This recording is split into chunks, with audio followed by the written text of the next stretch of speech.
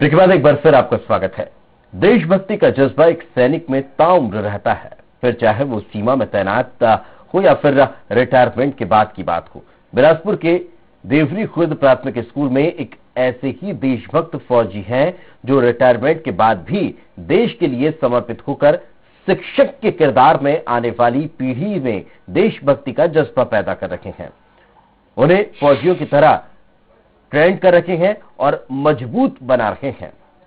Retired फौजी ने बतौर शिक्षक नन्हे बच्चों की बटालियन बनाकर स्कूल की अलग ही पहचान बना दी है। यहां पढ़ने वाले बच्चे जितनी लगन से पाठ्यपुस्तक से शिक्षा लेते हैं, उतनी ही लगन से अपने देश और मातृभूमि के लिए भी सोचते हैं। शिक्षा के साथ ही इनकी देशभक्ति भी बेमिसाल है। शिक्षक रोजाना बच्चों को फौजियों की तरह ट्रेंड करते हैं। उनका मानना है कि देश की सेवा तभी हो सकती है जब आने वाली पीढ़ी निरोगी और स्वस्थ हो। रोजाना बच्चों को योगा, जिम्नास्टिक और एथलेटिक्स की ट्रेनिंग वे दे रहे हैं ताकि बच्चे अपने देश व मातृभूमि के लिए समर्पित होकर देश का नाम रोशन कर सके। मिलिट्री, पैरामिलिट्री में काम करते हुए श्रीनगर, नागालैंड, असम और गुजरात में अपने देश को सेवा दे चुके दीपक ने 2008 में रिटायरमेंट के बाद शिक्षक बनकर आने वाली पीढ़ी में देशभक्ति का जज्बा भरने का निर्णय लिया है।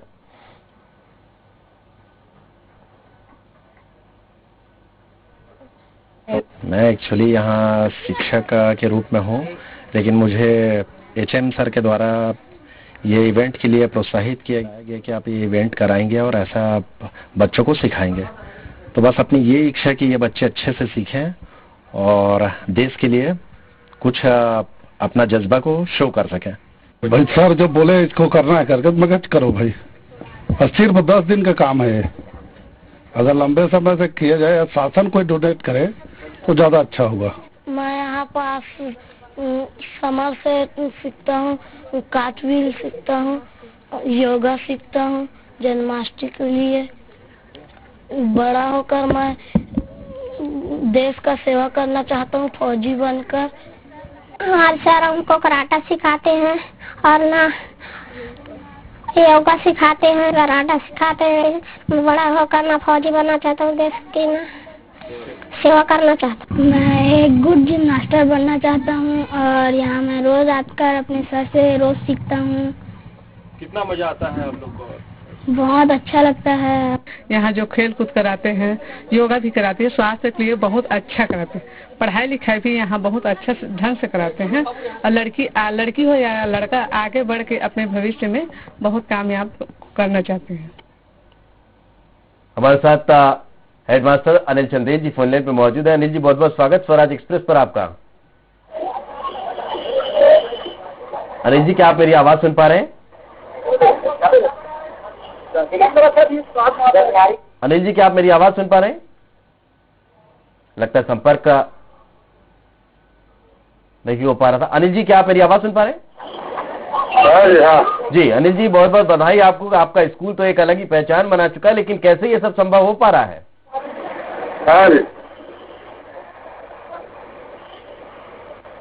हाँ अनिल जी, कैसे आपके बच्चे इतने तंदुरुस्त हो रहे हैं, कैसे ये सब सीख पा रहे हैं? और आवाज समझ नहीं आ रही भाई। चलिए, लगता है संपर्क हमारा नहीं हो पा रहा है अनिल जी से। तो ये हेडमास्टर है इस स्कूल के, अनिल चंदेल जी, जिनसे हमने संपर्क साधने की कोशिश की कि कैसे इनके स्कूल में इस तरह से ये सब संभव हो पा रहा है, कैसे विद्यार्थी इतना सब सीख पा रहे हैं। ये तस्वीर देखिए, ये वाकई में एक फौजी ही इस तरह से बच्चों को ट्रेन कर सकते हैं। ये पिरामिड बच्चों के द्वारा ये बनवाया जा रहा है।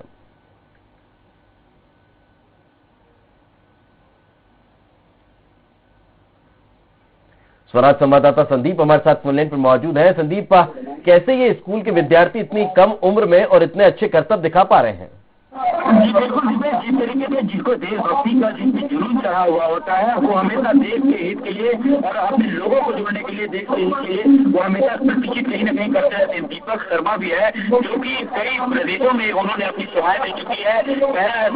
मिलिट्री में उन्होंने सेवाएं दे चुकी है और कई ऐसे श्रीनगर, नागालैंड, असम और गुजरात जैसे राज्यों में उन्होंने अपनी सेवाएं दी है। लेकिन जब रिटायरमेंट होने के बाद 2008 में जब वो रिटायरमेंट हुए, उसके बाद यहाँ वो एक शिक्षक के तौर पर काम कर रहे हैं, जहाँ पर देवरी खुर्द का एक स्कूल है, वहाँ एक शिक्षा दे रहे टीचर के रूप में, लेकिन वहाँ के जो बच्चे हैं उनको लगातार देश के हित में किस तरीके से काम करना है उनको लेकर के लगातार प्रशिक्षित करें। यही एक कारण है कि देवरीखुर्द के जो एक स्कूल है वो आज इस बच्चों को प्रशिक्षित करता हुआ नजर आ रहा है, जिसकी वजह आप साफ तौर पर देख सकते हैं कि किस तरीके से बच्चे आज प्रशिक्षित हो रहे हैं और निरोग होकर के स्वस्थ और बच्चे यहाँ पे नजर आ रहे हैं। दीपेश, बिल्कुल संदीप, इन बच्चों को भी काफी अच्छा लगता होगा इस तरह से योगा करना और ये खेल खेलना।